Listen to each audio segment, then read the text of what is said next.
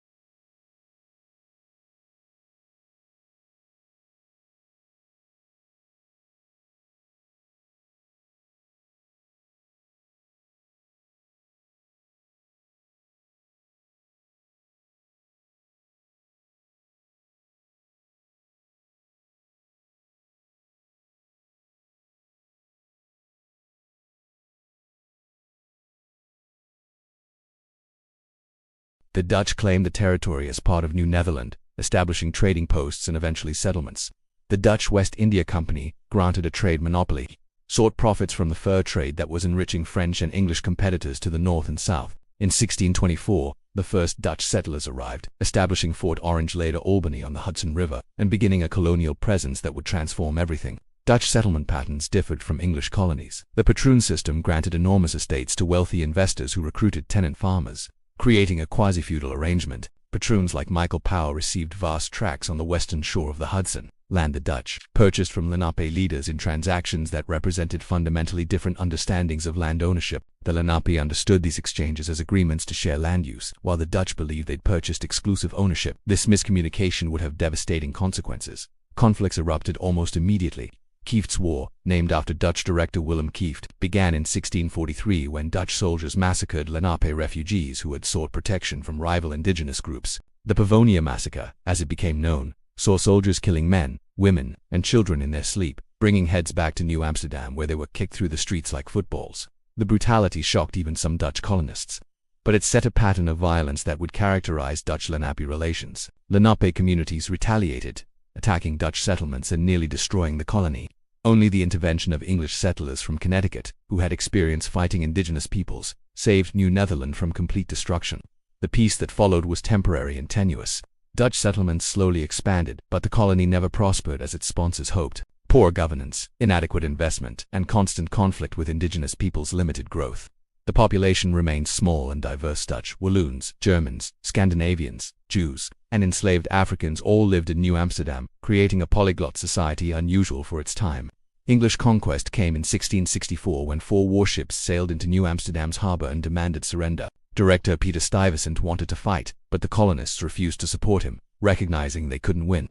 The bloodless conquest transferred the colony to English control, and Charles II granted the territory to his brother James, Duke of York. The Duke immediately granted the lands between the Hudson and Delaware rivers to 2 proprietors, Sir George Carteret and Lord John Berkeley, who named their colony New Jersey after the English Channel island of Jersey.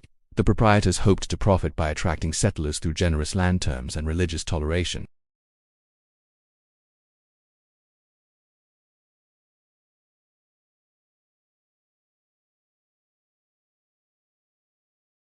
Quakers, Puritans, Presbyterians, and others accepted the invitation, creating a religiously diverse society that would become characteristic of the colony. The colony was divided in 1674 into East Jersey and West Jersey, each with separate proprietors and governments, reflecting internal disputes among the original investors.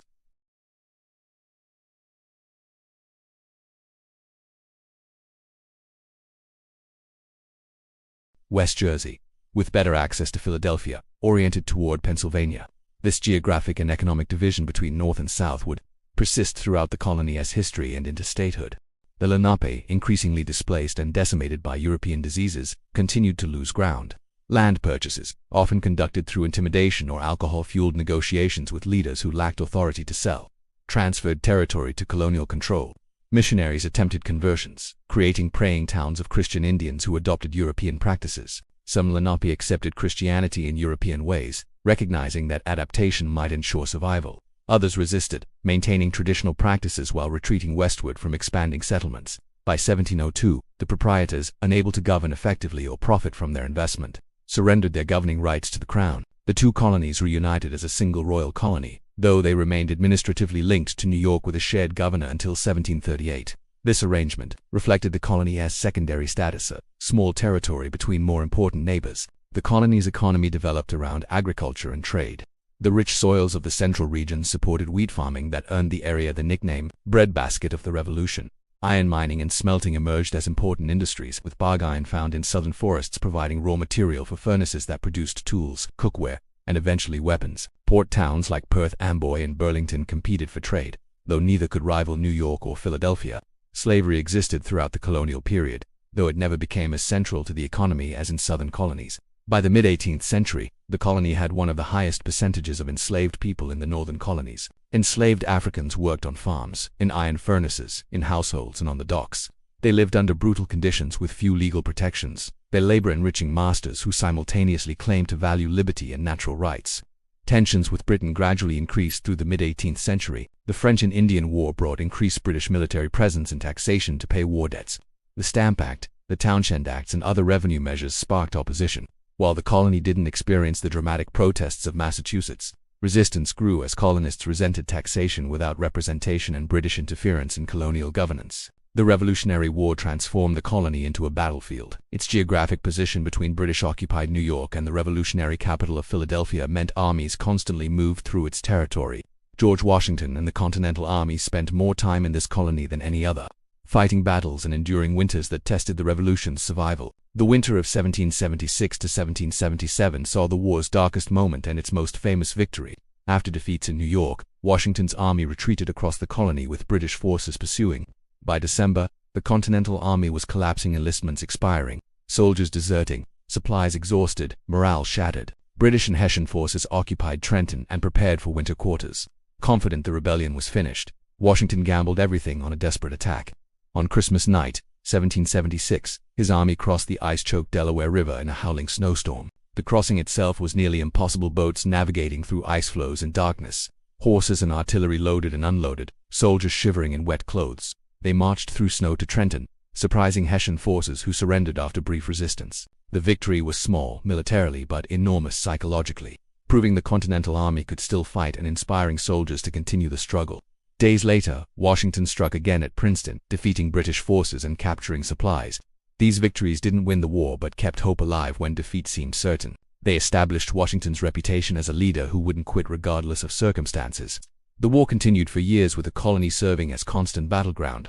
The Battle of Monmouth in June 1778, fought in brutal heat that killed men from heatstroke, was one of the war's largest battles and ended in tactical draw that demonstrated the Continental Army had become a professional force capable of standing against British regulars. Other battles, raids, and skirmishes occurred throughout the colony as both armies sought supplies and strategic position. The war's impact on civilians was devastating. Armies from both sides seized food, livestock, and supplies, leaving families destitute.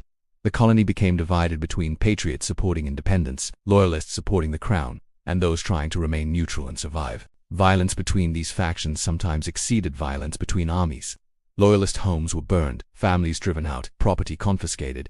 After the war, thousands of loyalists fled to Canada or Britain, leaving communities fractured by hatreds that took generations to heal. Independence brought new challenges. The colony ratified the Constitution in 1787, becoming the third state. But political divisions between northern and southern regions, between commercial and agricultural interests, and between Federalists and Democratic Republicans made governance contentious. The state's small size and position between larger neighbors meant it often felt overshadowed in national politics despite its contributions. The early national period saw gradual emancipation of enslaved people. In 1804, the legislature passed a Gradual Abolition Act that freed children born to enslaved mothers after that date, though only after they served their mother's master for decades, men until age 25, women until age 21. This slow process meant slavery technically existed in the state until the 13th Amendment abolished it nationwide in 1865, making it the last northern state to fully abolish the institution. The 19th century brought industrialization that would transform the state more dramatically than the Revolution. The Morris Canal, completed in 1831, connected the Delaware River to the Hudson, allowing coal from Pennsylvania to reach New York markets. The canal's construction was an engineering marvel, using inclined planes to lift boats over elevation changes that would have required hundreds of locks. Though expensive to maintain and eventually superseded by railroads, the canal enabled industrial development by providing cheap energy. Railroads arrived in the 1830s and multiplied rapidly. The state's position between major cities made it natural railroad territory. By mid-century, multiple rail lines crisscrossed the state, carrying passengers, freight, and mail. Towns along railroad lines grew while those bypassed stagnated. The economic geography shifted as transportation technology changed, a pattern that would repeat with highways in the 20th century. Paterson emerged as an industrial powerhouse. Alexander Hamilton had envisioned harnessing the Great Falls of the Passaic River for manufacturing, and by the mid-19th century his vision was realized. Mills produced textiles, locomotives, firearms, and other goods. Paterson became known as the Silk City for its dominant role in American silk production. Immigrant workers, Irish, Germans, Italians, Jews, and others provided labor for factories where conditions were dangerous and wages low. Labor organizing emerged as workers fought for better conditions. The Paterson Silk Strike of 1913 brought 25,000 workers out, demanding an 8-hour workday and better pay. The strike, supported by the industrial workers of the world and publicized by intellectuals and artists including John Reed, lasted 5 months before collapsing without achieving its goals. The failure demonstrated both the power of organized labor to challenge employers and the difficulties of sustaining strikes when workers lived paycheck to paycheck. The Civil War divided loyalties. The state officially remained in the Union, contributing troops and supplies. But Democratic opposition to the war and to emancipation was strong, particularly in southern counties. Copperhead Speech Democrats agitated against the war and draft riots in 1863, while not as severe as New York's, demonstrated resistance to conscription. Some residents maintained business and personal connections to the South throughout the war, creating tensions within communities. Post-war industrialization accelerated. Thomas Edison established his laboratory in Menlo Park in 1876, beginning a period of innovation that would earn him over 1,000 patents. The phonograph, the practical incandescent light bulb, the motion picture camera, these and many other inventions emerged from Edison's laboratories, transforming modern life. Edison later moved to West Orange, establishing a larger complex that employed thousands and made the state synonymous with technological innovation.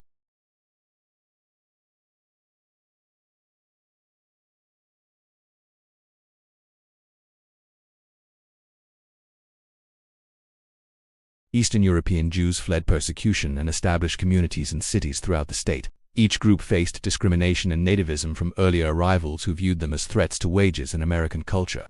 Yet these new arrivals gradually established themselves, opened businesses, educated their children, and became part of the American fabric. African Americans migrated from the South during and after World War I, seeking employment in northern industries and escape from Jim Crow oppression.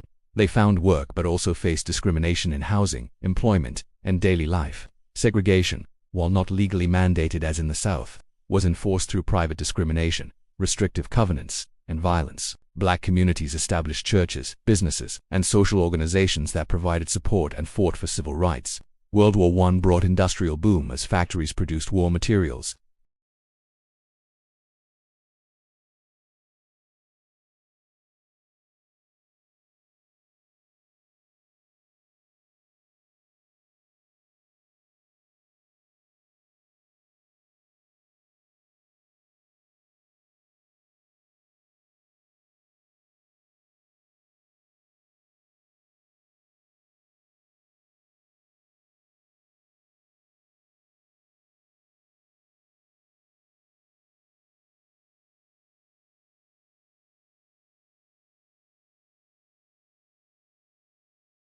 A massive Klan rally at Long Branch in 1924 drew tens of thousands, demonstrating the organization's reach into northern states.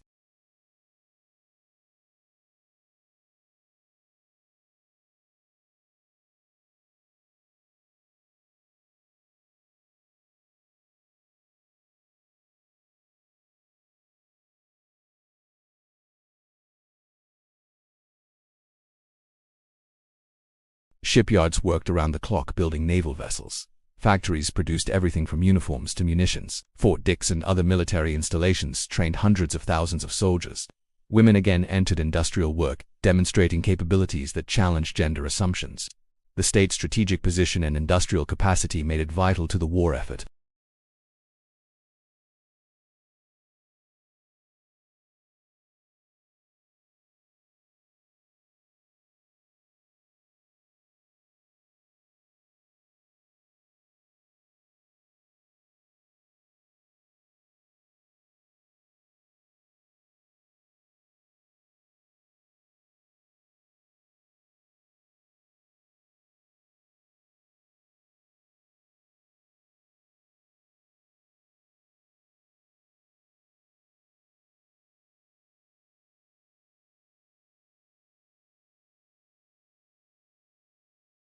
The 1960s weren't just about peace and love. They were a decade of fire and fury, and nowhere was that clearer than in Newark.